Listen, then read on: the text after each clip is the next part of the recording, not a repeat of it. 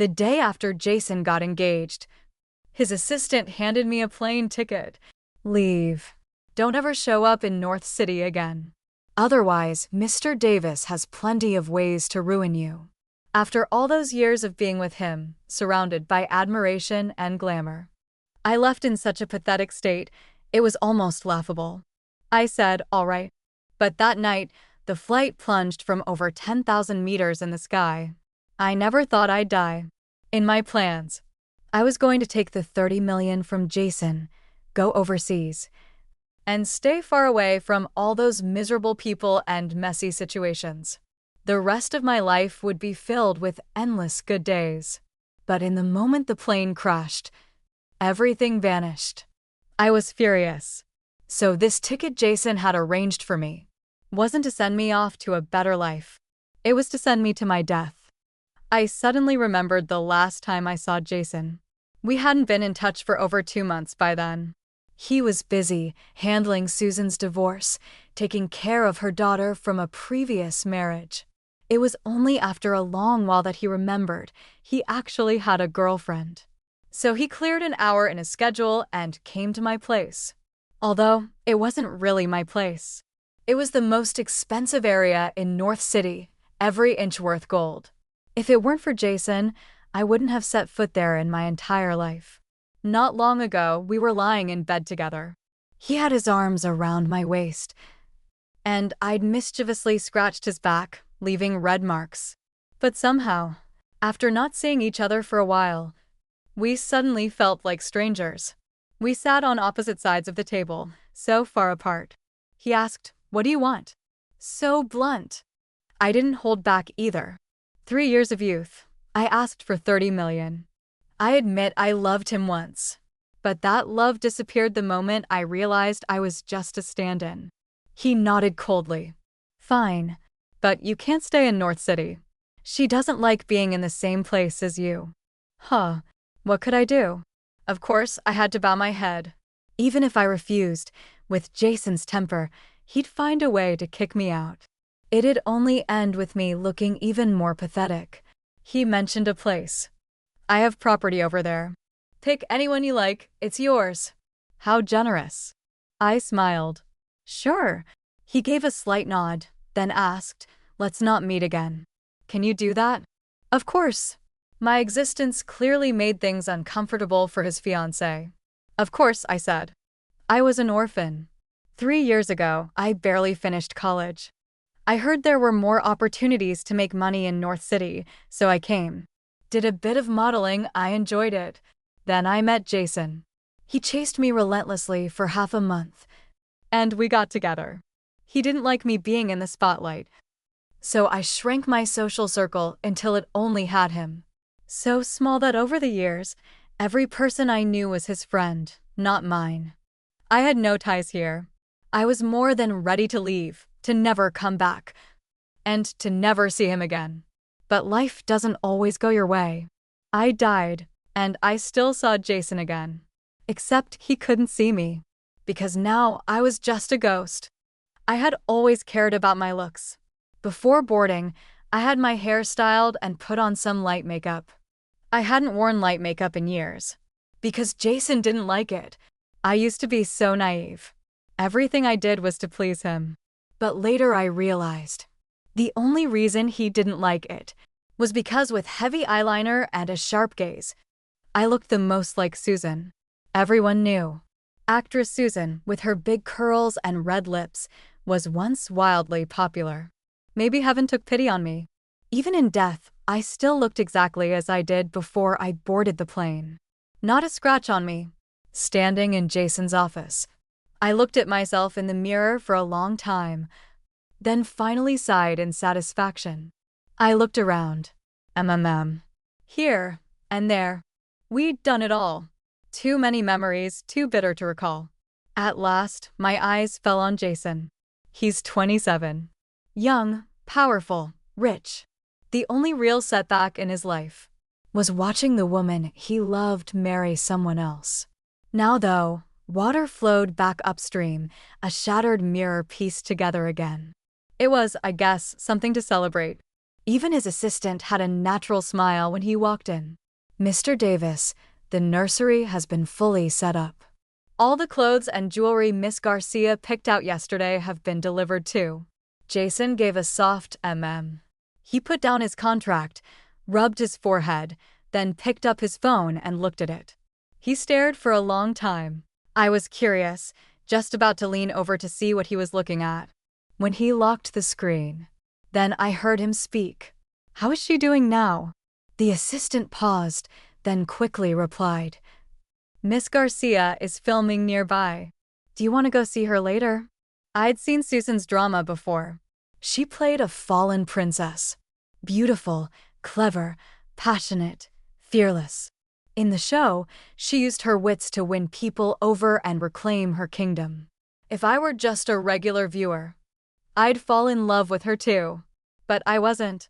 The first time I met her was deeply humiliating. She asked me, "Do you know you look a lot like me?" I nodded. "Yeah. People say that all the time." I take it as a compliment. She smiled vaguely. "You've been with him almost 3 years now, right?" I said yes. She raised an eyebrow lightly. "Well, just so you know, he liked me 3 years ago." What a joke. 3 years with him. And no one ever told me the truth. I'd been his stand-in all that time.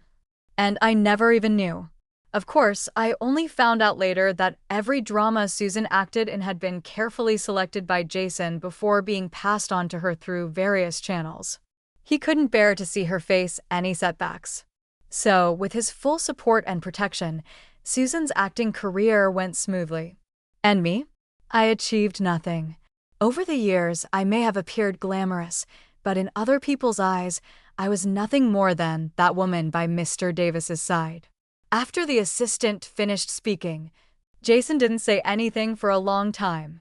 He tapped his pen lightly on the table. It was a while before he finally spoke. "She should have arrived by now, right?" It was a rather cryptic question.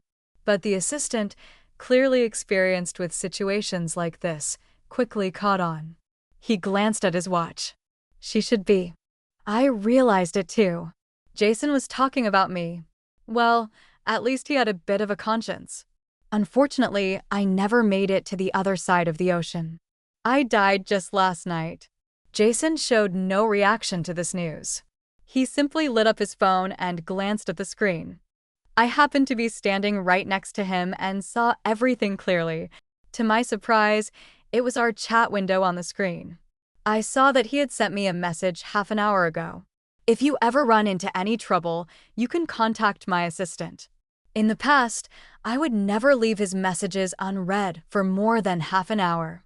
After hearing the assistant's reply, Jason let out a cold chuckle. He leaned back in his chair. "Fine. Has she contacted you?" The assistant shook his head. "No. After we gave her the plane ticket that day, we never saw her again." Jason remained silent, his face unreadable. But in that moment, the air seemed to freeze.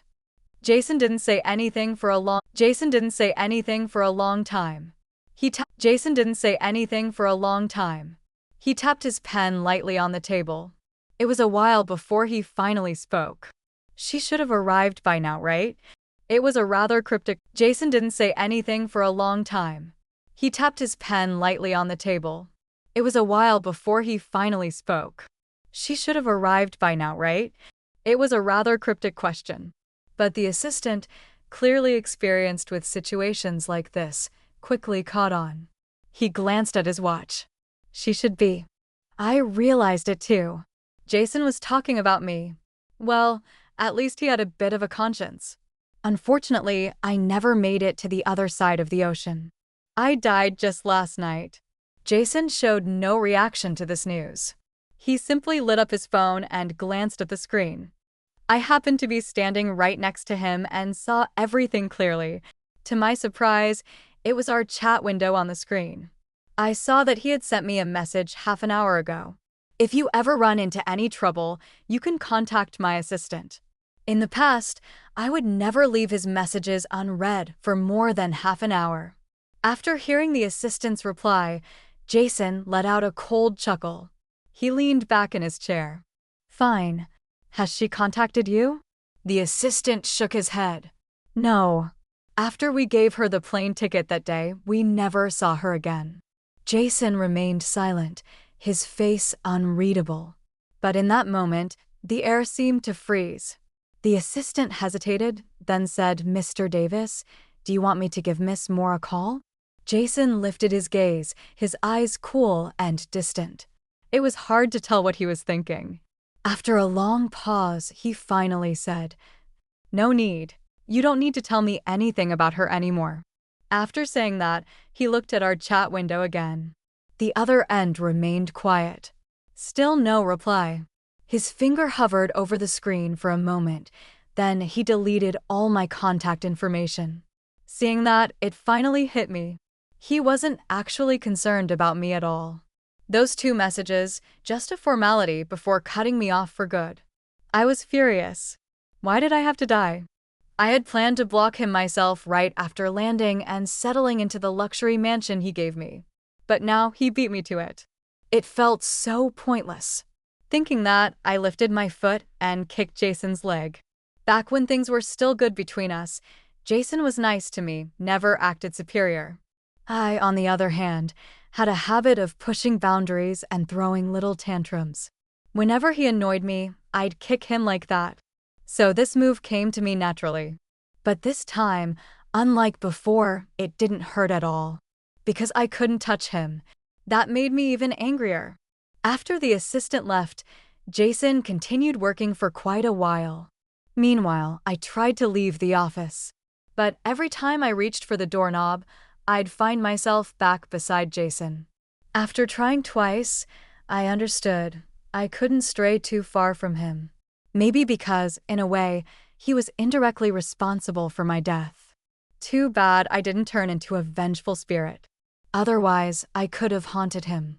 Just then, a voice suddenly echoed in my mind. There you are. Finally found you. Startled, I asked, Who are you? I'm from the underworld. There was a glitch in our system. Everyone who died in that plane crash has been stuck wandering near the people they were closest to in life. I quickly responded. Then hurry up and take me away. Oh, by the way, I had a lot of money I didn't get to spend. Can I use it in my next life? God knows how badly I wanted to be a true rich woman. The underworld officer sounded a bit troubled. That's not really up to me. But since you died a tragic death this time, we can at least guarantee a better-looking death next time. Well, all right then. But can we go now? I'm in a hurry to reincarnate. Not yet. We have to wait until your funeral is held. Why? Your soul is still tied to the mortal world. Once your funeral is over, that bond will be broken. But as far as I know, everyone else's ceremonies have already begun. You're the only pitiful one left. Seems like no one really cares that you died. That was a brutal truth. After saying all that, the voice faded from my mind. I let out a sigh and ran through the list of people I knew. In the end, I had to admit it. I might just be stuck as a wandering ghost for the rest of my afterlife. A long time later, Jason finally got up to leave. 2 minutes earlier, Susan had called him and asked him to pick her up. I followed him downstairs and into the car. I didn't look at Jason. I was looking at the scenery outside the window. Skyscrapers, bustling traffic, a dazzling city that felt like a dream. Of course I had regrets. In the prime of my life, I ended up like this all because of a failed relationship. I was not willing to accept it. I hadn't even spent a single cent of that $30 million breakup fee. Unbelievable. How unfair. Tears welled up in my eyes. When we arrived, Jason got out of the car. Moments later, Susan came out and threw herself into his arms. Jason stiffened for a second, then gave a soft smile. How are you? Tired. Susan nodded and started telling him about recent events. She had a lovely voice. No matter how dull the story, it became vivid coming from her. They held hands tightly. Both wore matching engagement rings. Susan had been in the industry for years and had countless popular pairings. But at that moment, watching her with Jason, I had to admit, they really were a perfect match. Just then, someone else came out from inside, talking as they walked. Did you see the trending news? Last night, a flight crashed over 100 people and not a single survivor. I saw it. I was actually planning to go abroad for a trip. I'd even booked the ticket. It was that exact flight. Lucky I took on this role at the last minute and didn't go. I must be truly blessed. In that instant, hope surged within me. Jason, honestly, is a pretty generous person. If he knew I had died, he might even arrange a funeral for me. Sure enough, as those words reached his ears, Jason froze as he was getting into the car. He slowly turned around, let go of Susan's hand, and walked back. He looked at the two people who were speaking. His expression was calm. He asked, "Last night?" The two nodded. Yeah. Jason seemed ready to ask more, but Susan suddenly got out of the car and walked over to him, playfully scolding. "You never care about this kind of thing." "I'm hungry. Let's go eat first." Earlier, Susan had been far away and wearing sunglasses, so the two women hadn't recognized her. But as soon as she spoke, they were momentarily stunned, then immediately lit up with excitement. "Susan, this must be your fiancé, right?" Susan's previous marriage had been kept secret, but her relationship with Jason was high profile and dramatic. Their engagement announcement had been posted online, and everyone said they were a perfect match. Unfortunately, I was dragged into it because of that. The netizens didn't care about the truth. Susan had known Jason first, and plenty of their former classmates could back that up. So I became the homewrecker, the awful woman who used a similar face to interfere in someone else's relationship. Back then, I didn't even dare to look at my phone. Susan smiled gently and admitted it openly. "That's right. Wow, he's so handsome. You two look amazing together. When are you getting married?" "Susan, we're from the crew next door. We've liked you for ages, but never got the chance to say hi. Can we get your autograph?" Susan agreed cheerfully. Jason, interrupted, no longer seemed interested in asking anything else. The hope in me was instantly extinguished, but I wasn't surprised. I'd always known that in Jason's heart, everything came second to Susan. Her smile, her tears, her divorce tantrums, even her hunger. He'd give her 120% of his attention. Sure enough, while Susan was signing autographs, I saw Jason make a call, asking his assistant to cancel the restaurant he'd originally booked and to find one closer instead. I followed them for the meal and went home afterwards. The whole time, Jason was patient and attentive. If I still liked him, I probably would have been devastated, maybe even turned into a weeping ghost. But I didn't like him anymore. I just felt numb. At times, I even wondered. I'd spent my whole life doing good deeds, never harmed anyone. So why, in the end, did I die and no one cared? When I entered the house, I saw the villa had been completely transformed. It looked nothing like it did when Jason and I were together. The housekeeper came down from upstairs, holding the hand of a little girl who looked around 3 or 4 years old. She wore a puffy dress, had naturally curly hair, and big, beautiful eyes. There was even a diamond hair clip in her hair. Susan waved her over. "Narina, come here." She used her ex-husband's surname. Her name was Narina Vincent. Narina ran over and threw herself into Susan's arms, then grabbed Jason's hand. "Daddy Davis." Jason squatted down and gently patted her head. He asked patiently, "Were you a good girl today?" A picture-perfect little family of 3.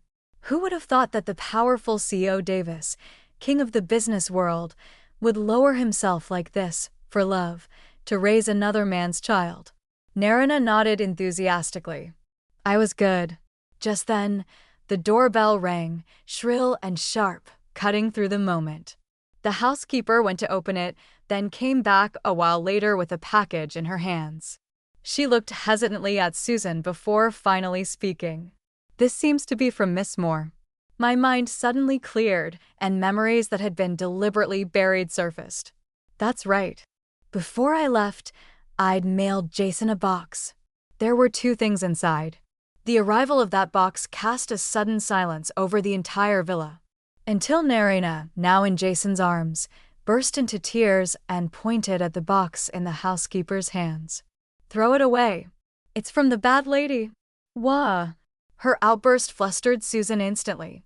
She lowered her head and gently coaxed her daughter. Okay, we'll listen to you. Mommy will throw it away right now." She then gave the housekeeper a look. The housekeeper understood, but her face showed hesitation. She looked at Jason. "Sir." The man lowered his gaze, staring at the box in the housekeeper's hands for a long time. Finally, he said, "Throw it away." The housekeeper sighed and turned to leave. When she returned, her hands were empty. Susan glanced at her and casually commented, "That little stand-in of yours is really clingy, even after death." I clenched my teeth and cursed under my breath. Shit. I really am a clingy ghost. I'm the bad auntie, the substitute. If they're so bothered, they should just hire someone to do a ritual, wipe me off this earth completely. Jason's expression didn't change at all upon hearing that. He didn't argue.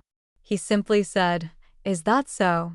Susan smiled slightly and had the housekeeper take Narina back to her room. Then she leaned into Jason's arms, her tone tinged with melancholy. "Narina's so adorable, isn't she? I just wish she were really your daughter." I'd met Susan's ex-husband before. He was a well-known entrepreneur, mature, charming, and impressive. Susan hadn't come from a wealthy family, but she'd been fiercely ambitious from a young age. Like the heroine of a romance novel, in her most radiant college years, she met both Jason and her ex-husband. Back then, Jason was just a student and always kept a low profile. Susan liked him, sure, but that affection couldn't compare to the future she saw for herself. Her ex-husband, determined to win her over, funded a drama for her. By the time Jason found out, they were already married. And it was also around then that Susan learned who Jason really was. Of course she regretted it, but she had always been proud. After that, she never contacted Jason again. Not until a few months ago, when she discovered her husband had been cheating. Only then did she come crawling back to Jason. And that was when my beautiful love story came to an end. Susan tilted her head back. "You know, when I gave birth to Narina, I hurt my body. I might not be able to." "I don't mind," Jason cut her off, his voice low and firm. Susan let out a breath of relief, then glanced toward the door and spoke in a coquettish tone. "That's easy to say, but I'm just saying if that little substitute of yours is pregnant with your child, would you really send her away so decisively?" Jason frowned. "I never deal in hypotheticals." "Oh, come on, just humor me. I want to know what you'd do." What else could he do? Obviously, he'd make me get rid of the baby. Even though back when we were together, he had actually mentioned marriage. We had picked out couple rings. We had even talked about what we'd do if we had a child someday. But it was always just if. The reality was, the moment Susan turned back, he didn't even bother to say goodbye. He immediately distanced himself from me. Later, he stood by coldly as I endured everything that followed. And then he paid me off with money. Now, Jason was silent for a moment, but then simply pushed Susan away. His voice was cold, with a hint of weariness. "Stop bringing her up," Susan said, "but you two were together for so long. These past couple of days, you really haven't thought about her even once."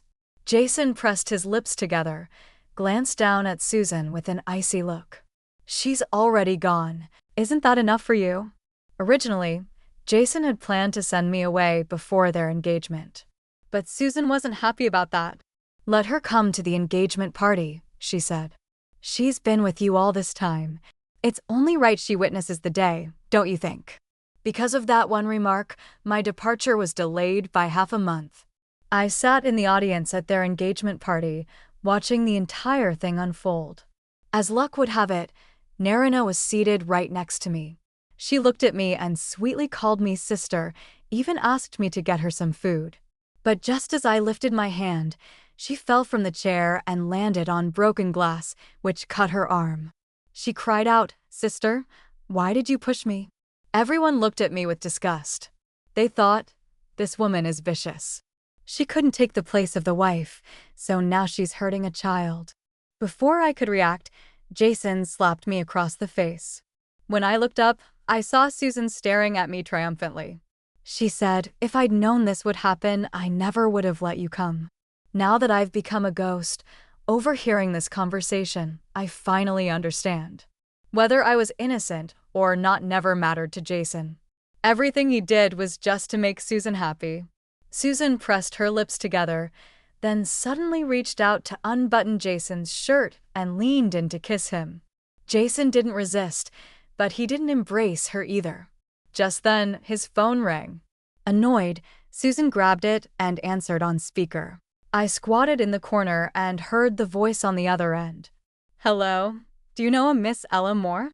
Jason's eyes flickered. He was about to respond, but Susan beat him to it. "No." Then she hung up the call, blocked the number, and switched off the phone. "I don't care. I finally got a break today. No matter how big the issue, you have to spend time with me first." They went upstairs. Luckily, the distance wasn't far. I could still move around downstairs. Didn't need to follow them. And just like that, I stayed near Jason for several more days. On the first day, they went to the movies together, an older film, Susan's Choice. Jason barely paid attention the whole time, busy messaging his assistant. After the assistant finished reporting work matters, the screen showed, typing for a long time. But no new message came through. Jason frowned and typed, "You want to take time off?" The assistant quickly replied, "No, Mr. Davis. Have you seen the trending topics? Miss Garcia is releasing a new film soon." "Really? Remind me when it comes out." I clicked my tongue. This assistant really knew how to talk. The theater was crowded. I had just been watching some short videos beside someone else. A couple of episodes of a mini-drama, and I even saw the trending topics. The plane crash news was still at the top a day later, not going anywhere. If Jason opened it, he'd see it. What the assistant probably wanted to ask about was that, but Jason had already told him before not to bring me up again. So the assistant had to be subtle. After replying, Jason looked up and was stunned for a long moment. That's when he realized the movie they were watching was my favorite. I'd pestered him to watch it several times. After a while, Jason suddenly stood up. Susan, wearing sunglasses and a hat, whispered, "What's wrong?" "I'm going out for a bit." He left the theater, exited the mall, and unknowingly smoked cigarette after cigarette until the ground was littered with them. The next day, Susan went to the film set. Narina had a fever. Jason personally took her to the hospital.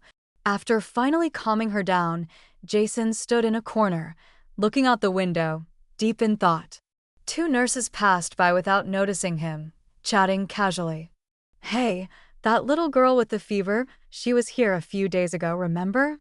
"Yeah, big commotion." Even the hospital director came down to greet them. But I thought it was just a small cut. Who knows? Kids cry like crazy over anything, but I remember there was a young woman with them at the back. Heard she was the one who hurt the kid. Oh, I remember her. Pretty girl. Kept muttering about bad luck and Rolls Royces while crying. I even handed her a tissue. She said thank you. Seemed polite, didn't look like a bad person. Yes, that girl was me. I agreed to delay leaving and attend the engagement party. The condition was 2 Rolls Royces. I was terrified of being poor. In the 2 months Jason deliberately kept his distance, I'd had more than enough of hardship. After that slap, I wanted to lash out, but when I thought of those luxury cars, I forced myself to hold it in. Besides, I really had no way to fight back. And now Jason stood nearby, listening to this, and he actually laughed. But in the next moment, he couldn't smile anymore, because another nurse spoke up. I just remembered, before that, I saw her once.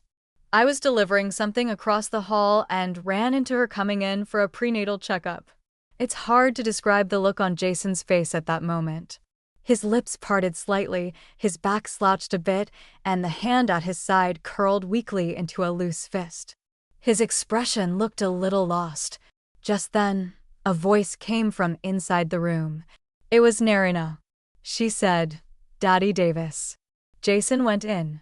He stood at the bedside, looking at the little girl who was feverish and dazed, and suddenly spoke. "That day, was it really that pretty lady who pushed you on purpose?" Narina was just a child and feeling really unwell. She stammered for a long time. In the end, she couldn't keep up the story anymore, and with a trembling mouth, admitted, "I fell by myself." That night, Jason stood outside the hospital room, staring at the obstetrics department across the way for the entire night. Looking at his back, I suddenly remembered. When I died, I was still pregnant. The reason I so readily agreed to leave wasn't just because I was blinded by money. It was also because I wanted to give birth to this child. If Jason had known, he never would have agreed to let me go. Not that I loved him, really. It was just that he had good genes. I had it all figured out. With the money he gave me and raising a child, life would be better than I'd ever dreamed. At dawn, he called the hospital director. When he hung up, he already knew I had left while pregnant. He put away his phone and, leaning against the wall, let out a short, bitter laugh. "Ella Moore, you're something else." 2 minutes later, I saw him skillfully enter a string of numbers. Mine. But he didn't make the call. Seemed like he was deep in thought, hesitating. A long while passed. Then he opened a social app, found my number, and sent a friend request. I didn't quite understand what he meant by that. Did he want to force me to abort the child? Sigh. No need for that anymore. I'm already dead, me and the baby, gone for good. That afternoon, Narina was discharged. But Jason wasn't home with her, and he didn't go to work either. Instead, he drove to the place I used to live. It was a house he'd given me. After we broke up, he never asked for it back. So I sold it without a second thought. Made a good profit, too. I was happy for days. But now I saw with my own eyes as he entered the code and opened the door. He walked in. The place was exactly as I'd left it, nothing had changed. So the buyer was him. He liked the house that much? Gave it to me, then bought it back himself? I'll never understand the logic of rich people. He walked around the house, then finally sat down. Someone called him. It was his assistant. "Mr. Davis, the wedding photo shoot has been scheduled for the day after tomorrow. If that still works for you, I'll inform Miss Garcia." Jason was silent for a long time. He said nothing. I was tired too, and sat down on the other end of the sofa. The next moment, Jason's gaze suddenly shifted and landed on me. I froze, almost thinking he could actually see me. But he slowly looked away, then finally spoke. "Cancel it." "Ah? But I checked, both you and Miss Garcia are available that day. Should I reschedule for next week?" By now, I already knew. Their wedding was planned for 2 months later. No. I mean, no wedding photos. At all. I couldn't read Jason anymore. After he said that, he added, "Book me a ticket, I'm leaving tonight." Once those words fell, it was like something had finally clicked for Jason. He leaned back, and for the first time, a hint of gentleness crossed his face. He said, "I'm going to find her. She left too suddenly. We still had so much left unsaid." Do you think she'd blame me for how cold I was back then? I stared blankly. Was the her he spoke of me? Jason sighed, gripping his phone tightly. He'd always been cold and reserved, rarely opened up like this. These few words were already unprecedented. He had always thought Susan was the love of his life. But after just a few days, he suddenly realized it might have been just an obsession. He couldn't let go of Ella and the child, just for something he couldn't have in his youth. However, the assistant on the other end didn't respond right away. He hesitated, then finally said, Mr. Davis. Miss Moore. Passed away a few days ago. That flight crashed. I snapped to attention. Jason's hand trembled slightly, his face turning pale. Everything he had been ignoring these past few days now floated to the surface. The unanswered messages. The trending search topics that kept coming up. One after another. If he had paid even a bit more attention, he wouldn't only be finding out now. The assistant's voice sounded again, careful and quiet. Mr. Davis? Jason's voice had gone hoarse. When did you find out? Shortly after it happened. He paused, then added. The same day you told me never to mention Miss Moore again. I silently nodded. That's right, I could vouch for the assistant. Jason had always been cold and decisive. Once he made up his mind, no one beneath him dared disobey. Or maybe, in the assistant's eyes, I wasn't important to Jason. He probably thought Jason would never think of me again, let alone ask where I'd gone. As an assistant, why risk offending the future Mrs. Davis? Jason's face darkened. Sitting next to him, even I could tell something in him had snapped. In the next second, he stood up and viciously kicked the coffee table in front of him. My heart clenched. I'd picked out that coffee table myself.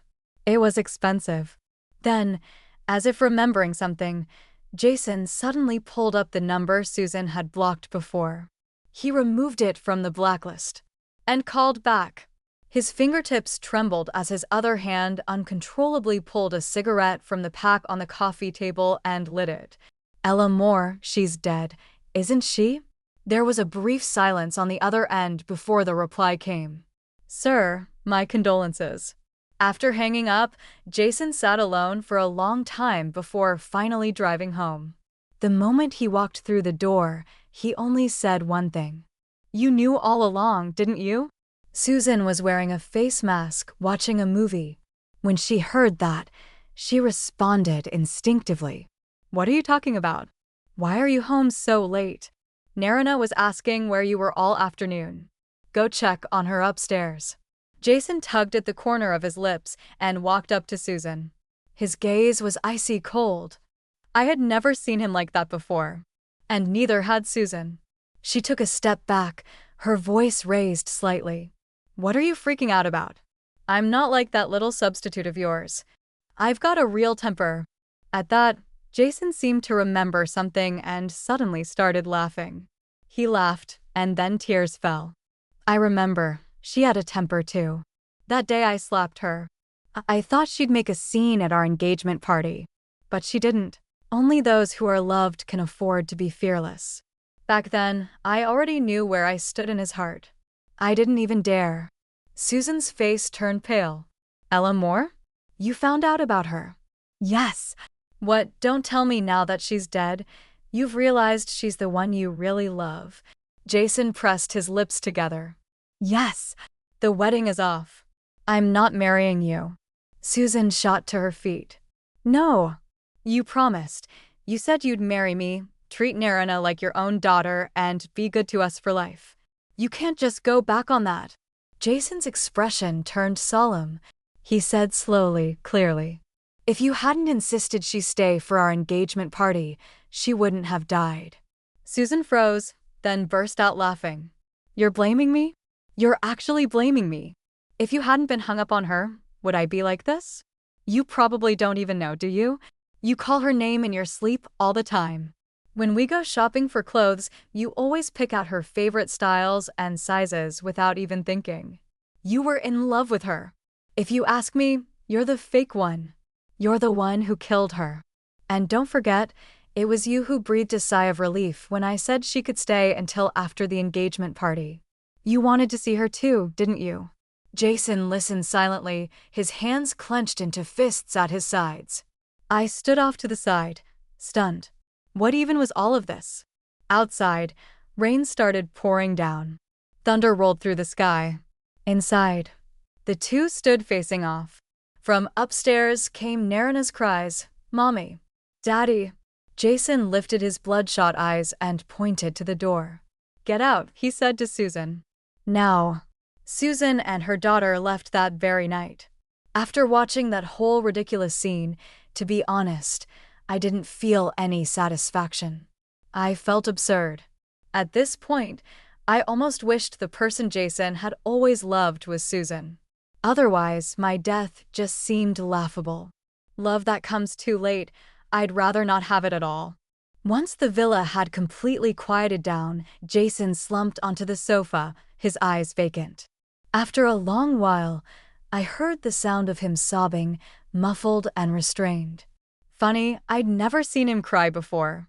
After a long time, just as I was dozing off, Jason suddenly sprang up and ran outside like a madman. He started digging through the trash. Rain poured over him, and before long, he looked absolutely miserable. Good thing I'm a ghost. I can't feel any of that. He murmured to himself, "Where is it?" I was wrong.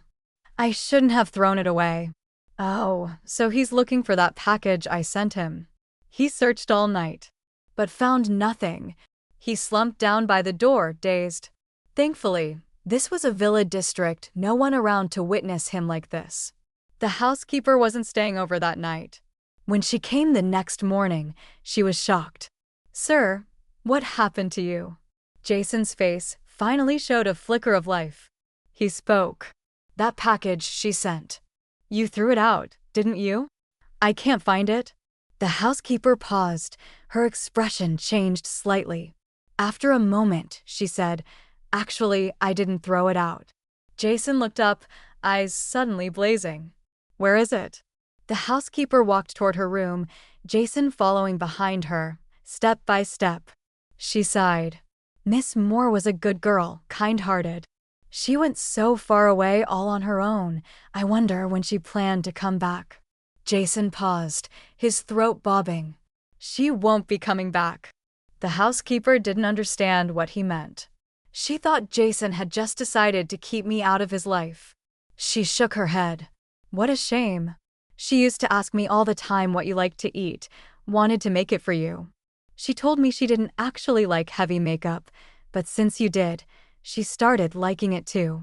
She even asked me once if she looked like Miss Garcia, if she was just as pretty. She smiled while asking, and I didn't have the heart to tell her the truth. I told her she was even prettier than Miss Garcia. She was so happy when she heard that.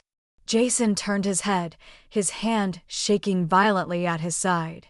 He nearly cried again. That box, he finally held it in his hands. He treated it like a treasure, taking it carefully back to his room. His hands were dirty, the box dusty. He quickly grabbed tissues to wipe it clean. He didn't dare open it right away. Instead, he went to take a shower and change into clean clothes. Probably the longest shower he'd ever taken. I watched all this, feeling bored. When a person dies, it's like a light going out. Everything becomes meaningless. He finally opened the box. His expression slowly froze. Inside was an invitation to their engagement party. I had written a single line on the back. The wedding candies taste awful. I didn't push anyone. Go to hell. Well, in the end, I was the one who died. I guess that's what you call karma for harsh words. There was one more thing, the pair of couple rings we had made together. His, whether by accident or on purpose, had long since been lost. He hardly ever wore it. I found it in the bushes downstairs near my apartment. Now, I returned it to him along with mine. After all, he was the one who paid for them, considerate returning things to their rightful owner. Jason stared at them for a long time before finally raising his hand to remove the ring he had worn with Susan. Then he slipped on the one from the box. From that day on, he was in a slump for a long while. Not long after news spread that he had broken off the engagement with Susan, scandals about her started surfacing, acting like a diva, bullying newcomers. Her reputation tanked. But this time, Jason didn't step in to clean up the mess. He even said, add more fuel to the fire. Men are terrifying. As the days passed, he still hadn't thought to arrange a funeral for me. Even the underworld officer couldn't help but come to urge me. If you want, I can pull some strings and let you say a few words to him. But that very night, Jason got into a car accident from not having slept for so many days. The day he was about to wake up, the sunlight was beautiful. I stood by the window and suddenly spoke. Jason. His eyelashes trembled slightly, as if he were trying to open his eyes, but no matter how hard he tried, they stayed shut. I said, I have no family, no friends. For the sake of the time we knew each other, help me hold a proper funeral. Make it lively. In our next life, let's not meet again. After I finished speaking, the hospital room was silent for a long time. Finally, I heard a low voice whisper, okay.